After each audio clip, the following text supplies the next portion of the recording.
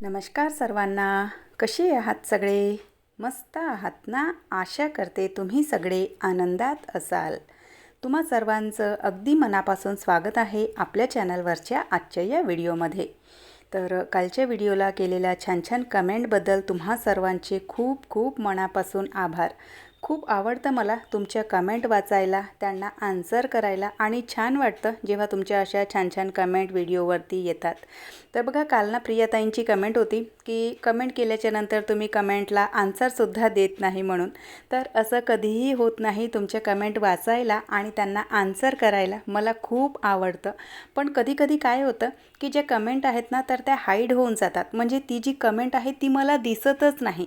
त्यामुळे मग आन्सर करण्याचं राहून जातं. अदरवाईज प्रत्येक कमेंटला मी माझ्या पद्धतीने जो आन्सर आहे तर तो देत असते. असं कधीही होत नाही की तुमचे कमेंट असतील, तुमचे काही प्रश्न असतील आणि त्यांना मी उत्तर दिलेलं नाही, असं माझ्याकडून कधीही होत नाही. तर चला, मस्त म्हणजे कालच्या ज्या कमेंट होत्या तुमच्या, त्यासाठी तुम्हा सर्वांचे पुन्हा एकदा मनापासून आभार. तर आजच्या व्हिडिओची सुरुवात केलेली आहे मस्त छान अशी गरमागरम अद्रकीच्या चहापासून. आणि चहा ठेवलेला आहे आणि दरवेळेला मी काय करते की चहा शिजेपर्यंत भांड्यांच्या ज्या बास्केट आहेत तर त्या ट्रॉल्यांमध्ये मी जमावून घेते. पण आजच्या या व्हिडिओमध्ये माझी जी गंगा आहे तर ती उलट्या प्रवाहाने वाहत आहे. त्याचं कारण असं की म्हणजे सर्वात आधी तर बघा, रोजच्या याच्यामध्ये मी काय करते, चहा ठेवते आणि ट्रॉलीमध्ये भांडे जमावून घेते. पण आज चहा शिजत आहे तोपर्यंत ट्रॉल्यांमधले भांडे मी जो काउंटर टॉप आहे तर त्यावर काढून ठेवलं. कारण त्याचं कारण असं की बघा, जसा ऋतू बदलतो तर त्यावेळेला ना आपल्याला आपल्या घराची जी काळजी आहे तर ती थोडीशी एक्स्ट्राची काळजी घ्यावी लागते. आणि आता पावसाळा सुरू होणार आहे आणि पावसाळ्यामध्ये बघा, जितका आनंद असतो पावसाळा ना, जितका आनंद घेऊन येतो तितकीच ना एक्स्ट्राची केअरसुद्धा आपल्याला करावी लागते आणि एक्स्ट्राचे आपले एफर्ट्स आपल्याला आपल्या घरासाठी लावावे लागतात. कारण पावसाळ्यामध्ये सगळीकडे ना असा ओलसरपणा असतो आणि ओलसरपणाने मग बुरशी लागणे किंवा घरामध्ये असा कुबट वास येणे, असे काय काय प्रॉब्लेम्स यायला लागतात. तर आता सध्या ना जोरदार जो पावसाळा आहे, जो पाऊस आहे तर त्याला सुरुवात व्हायची आहे. आता फक्त पावसाळ्याची स्टार्टिंग आहे. तर जोरदार पावसाळा सुरू व्हायच्या आधी म्हणजे चांगला असा कडक जो पाऊस आपण म्हणतो, कडकही नाही म्हणता येणार त्याला, अगदी जोराचा जो पाऊस असतो तर तो सुरू व्हायच्या आधी माझ्या ना गॅस ओट्याच्या खालच्या भागातली थोडीशी साफसफाई मला करायची होती. कारण बघा, खूप अतोनात पाऊस पडायला लागला आणि त्यानंतर मग आपण हे स्वच्छ करायला घेतो म्हटलं की त्यावेळेला बघा सगळीकडे ना असा ओलसरपणा असतो आणि जे आपण स्वच्छ करतो किंवा कपड्याने पुसून घेतो तर ते काही व्यवस्थित सुकत नाही. तर म्हणून बघ ना, 4-5 दिवसापासून माझं चालू होतं की मला ना गॅस ओठ्याच्या खालच्या भागाची जी साफसफाई आहे तर ती करायची आहे म्हणून. कारण बघा, महिन्यातून एक तरी वेळा इथली जी साफसफाई आहे ना तर ती आपल्याला करावीच लागते. आणि जवळपास महिना 1.5 महिना झालेला असावा मी ट्रॉल्या काही पुसलेल्या नव्हत्या. गॅस ओठ्याच्या खालच्या भागामध्ये सुद्धा मी काही पुसलेलं नव्हतं. तर तिथे ना थोडीशी घाण व्हायला लागली होती. आणि जसजसा बघा आता पावसाळ्यामुळे वातावरणामध्ये ना अगदी असा सादरपणा असतो, आर्द्रता असते, मॉइश्चर असते. तर त्या याच्यामुळे ना मग पुन्हा आणखी झुरळ आणि ज्या स्पायडर्स असतात किंवा मुंग्या असतात तर यांचा ना आणखी म्हणजे धोका खूप असा संभवतो. आणि त्यामुळे मग तेव्हा आपण ते स्वच्छ करायला घेतो. पण त्यावेळेला बघा, जेव्हा आपण तिथे सगळं पुसून घेतो तर त्यावेळेला ना ते सुकत नाही आणि तिथे मग पुन्हा आणखी कुबट वास लागतो आणि बुरशीसुद्धा लागते. तर म्हणून मग आज ना सायंकाळच्या वेळेला म्हणजे दुपारच्या चहानंतर 2:30-3 वाजताच्या नंतर मी ना सगळं हे जे किचन आहे तर ते स्वच्छ करायला सुरुवात केली. आणि म्हटलं चला याचा ना व्हिडिओ तुमच्यासोबत शेअर करूयात म्हणून. कदाचित तुम्हीसुद्धा विसरले असाल की तुमचं किचन तुम्हाला स्वच्छ करायचं आहे किंवा ट्रॉल्या स्वच्छ करायच्या आहेत किंवा गॅस ओट्याच्या खालच्या भागामध्ये साफसफाई करायची आहे. तर म्हटलं चला माझ्यासोबत ना तुमच्यासुद्धा लक्षात येऊन जाईल की तुम्हालासुद्धा तुमचे किचन स्वच्छ करायचं आहे म्हणून.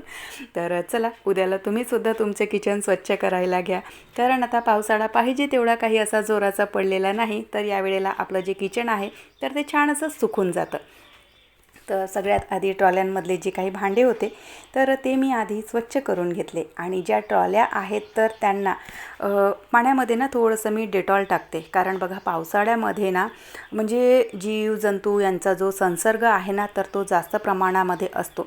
तर पावसाळ्याच्या दिवसांमध्ये ना जितकं होईल तितकं म्हणजे साफसफाईच्या याच्यामध्ये ना डेटॉल वापरणे खूप गरजेचे असते.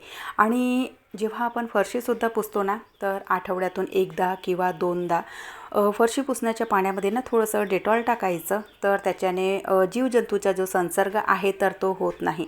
नाहीतर बघा पावसाळ्यामध्ये ना कितीतरी वेळा सर्दी, खोकला, आजारपण अशा बऱ्याचशा गोष्टी आपल्याला भेडसावतात. आणि ऋतूनुसार ते तर होतंच, असं काही त्यामध्ये विशेष नाही. ऋतू बदलला, आपण पावसामध्ये कधी ओलं होतो, कधी अगदी असं म्हणजे बऱ्याचशा गोष्टी असतात ज्या पावसाळ्यामध्ये संभवतात. तर त्यामध्ये कधी कधी आजारपण येणं या कॉमन गोष्टी आहेत. पण आपल्याकडून आपल्याला होता होईल तितका प्रयत्न करायचा, होता होईल तितकं घर आपलं स्वच्छ ठेवण्याचा प्रयत्न करायचा. तर इथे पाण्यामध्ये ना थोडासा मी डेटॉल टाकला आणि त्यामध्ये कपडा बुडवून ज्या ट्रॉल्या आहेत तर त्या सगळ्या अशा स्वच्छ करून घेतल्या. त्यानंतर खालचा जो फ्लोअर आहे, ट्रॉल्यांच्या खालचा जो फ्लोअर आहे तर तिथे बघा रोजच्या रोज जेव्हा आपण साफसफाई करतो तर तिथे साफसफाई अजिबात होत नाही. ज्यांच्या त्या काय बोलतात त्याला टँडम ज्या ट्रॉल्या असतात तर त्या पूर्णपणे बाहेर निघणाऱ्या असतील तर तुम्ही आठवड्यातून एकदा या ज्या ट्रॉल्या आहेत त्यांच्या खालची जी जागा आहे तर ती स्वच्छ करू शकता.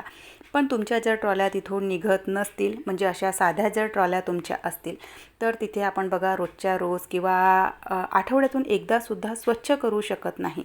तर म्हणून मग 15 दिवसातून, महिन्यातून एखाद वेळाना अशा पद्धतीने या ज्या ट्रॉल्यांच्या खालची जागा आहे तर ती आपल्याला स्वच्छ करावी लागते. तर जेव्हा मी खालची ही जागा, खालचा जो फ्लोअर आहे तर तो स्वच्छ करायला घेतला तर इतकी धूळ तिथून निघाली, म्हणजे कपड्यावर तुम्ही बघितले असाल किंवा जे पाणी आहे तर त्याला बघून तुम्हाला अंदाज आला असेल की खाली किती अशी धूळ बसलेली असते. आणि त्या धुळीचं प्रमाण बघा खूप असं वाढलं की आपण तिथेच ज्या आपल्या प्लेटा वगैरे आहेत, जे काही भांडे आहेत तर ते ओपनमध्येच असतात आणि नाहीही म्हटलं तरी भांड्यांवर थोडीफार धूळ येतेच. म्हणून मग अशा प्रकारे ना 8-15 दिवसातून एकदा खालचा जो फ्लोअर आहे तर तो स्वच्छ करून घ्यायचा. मागच्या ज्या भिंती आहेत म्हणजे गॅस ओठ्याच्या खाली ज्या वर्टिकली ज्या भिंती आहेत तर त्यावर ना मी टाईल्स लावून घेतलेली होती. तिथे ना आधी जे सिमेंटचं प्लास्टर असतं तर ते लावलेलं होतं. पण जेव्हा मला हे किचन फर्निचर करायचं होतं तर त्याआधी मागची जी सगळी बाजू आहे तर तिथे मी ना आधी टाईल्स लावून घेतली होती. कारण बघा तिथून ना थोडं थोडं म्हणजे रेती किंवा थोडंसं जे सिमेंटचं कॉन्क्रीट असतं तर ते थोडं थोडं सांडायचं आणि ते ना मग वारंवार स्वच्छ करत राहावं लागायचं किंवा सगळं असं कचकच कचकच व्हायचं, तर ते मला ना चांगलं वाटत नव्हतं. तर म्हणून मग फर्निचर करायच्या आधी ना इथे जी म्हणजे ज्या वर्टिकली भिंती होत्या तर त्यावर मी आधी सगळी टाईल्स जी आहे तर ती लावून घेतली होती. त्यामुळे मग आता वाळूचा वगैरे इतका काही प्रॉब्लेम नसतो. तर गॅस ओट्याच्या खालचा भाग, सिंकच्या खालचा भाग सगळा मी पुसून घेतला, झाडून घेतला. झाडूने नाहीही म्हटलं तरी स्पायडर्स वगैरे 1-2 प्रमाणामध्ये तिथे असतातच, तर वेळच्या वेळी ते स्वच्छ करून घेतलेलं बरं असतं. आणि गॅस ओट्याचा हा खालचा जो भाग आहे तर तो स्वच्छ करताना ना अगदी तिथे आतमध्ये जाऊनच सगळं स्वच्छ करावं लागतं. बघायला थोडंसं ऑकवर्ड वाटतं, पण बघा घर आपलं आहे, किचन आपलं आहे, स्वच्छ करण्याची जबाबदारीसुद्धा आपलीच आहे. तर त्यामुळे म्हणजे असं व्हिडिओमध्ये दाखवायलासुद्धा असं फारसं काही मला ऑकवर्ड वाटत नाही. कारण बघा ज्या गृहिणी आहेत तर काम करता करता त्यांना अशाच प्रकारे काम करावं लागतं. तर त्यामुळे जर तुम्हाला थोडंसं ऑकवर्ड वाटत असेल तर ते इग्नोर करा. तर चला, सगळा खालचा जो भाग आहे तर तो मी छान असा ज्या ट्रॉल्या आहेत तर त्या डेटॉलच्या पाण्याने पुसून घेतल्या. त्यांना चांगलं असं सुकू दिलं. फॅन चालू होता आणि वाऱ्यामुळे त्या ज्या ट्रॉल्या आहेत तर त्या अगदी स्वच्छ अशा कडक सुकून गेल्या. आणि खालचा जो भाग होता तर तो मी, जोही आपला फ्लोअर क्लिन्झर असते, मी लायझॉलचा वापर करते. तुम्ही जो फ्लोअर क्लिन्झर वापरत असाल तर त्याच्यामध्ये जे म्हणजे पाण्यामध्ये थोडंसं ते लिक्विड टाकायचं आणि चांगलं असं कपड्याने वारंवार कपडा पाण्यामध्ये बुडवून ते स्वच्छ करून घ्यायचं. तर तिथली जी खालची बाजू आहे तर ती पूर्ण अशी स्वच्छ होऊन जाते. त्यानंतर मग जे काही भांडे मी काढलेले होते, भांड्यांचा पसारा सिंक म्हणजे ओठ्यावर पसरवला होता, तर ते भांडे आधी जमवून घेते. आणि तुम्हाला खरं सांगू, ट्रॉल्यांमध्ये भांडे जमवणं मला ना इतकं कंटाळवाणं वाटतं. म्हणजे एक ना सगळे कामं मी आवडीने करून घेते, पण हे एक काम काय कोणास ठाऊक मला ना अजिबात आवडत नाही. पण त्यातल्या त्यात बास्केटमध्ये जर भांडे असतील आणि तुम्हाला स्वयंपाक करायचा असेल तर बास्केटमधून एक एक भांडं काढणं ते त्याहून कंटाळवाणं काम वाटतं. आणि मग असं वाटतं की जे काम सुरू आहे ते काम तिथेच आधी स्टॉप करावं आणि भांड्यांच्या बास्केट आधी खाली करून जिथले भांडे तिथल्या तिथे ठेवून द्यायचे, म्हणजे काम करायला थोडंसं सोपं जातं. बरं चला, जे भांडे मी काढले होते, ज्यांचा पसारा पसरवला होता, ते भांडे तर जमवून झाले. त्यानंतर सकाळचे घासलेले जे भांडे आहेत तर ते मला जमवायचे होते आणि त्या भांड्यांची जी क्वांटिटी आहे तर ती 3 टोपले म्हणजे 3 ज्या बास्केट आहेत तर त्या होत्या. कारण सकाळी ना इतके सारे भांडे निघले होते. परवाच्या दिवशी रात्रीला मी भांडे काही घासलेले नव्हते. त्याचं कारण म्हणजे माझीच चूक आहे. सध्या मी जी एक्सरसाइजची क्लास जॉईन केलेली आहे तर त्यामध्ये ती जी एक्सरसाइज आहे तर ती इतकी कठीण झाली की सगळं शरीर जे आहे ना तर ते दुखायला लागलेलं होतं.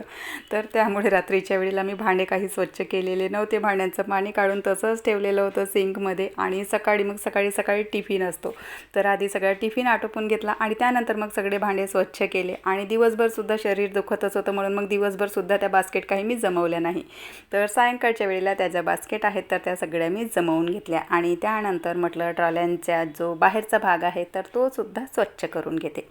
तर चला, मस्त छान तुमच्याशी बोलता बोलता माझं जे किचन आहे म्हणजे पूर्ण नाही, थोडंसं जे गॅस ओट्याच्या खालचा भाग आहे तर तो मी स्वच्छ करून घेतला.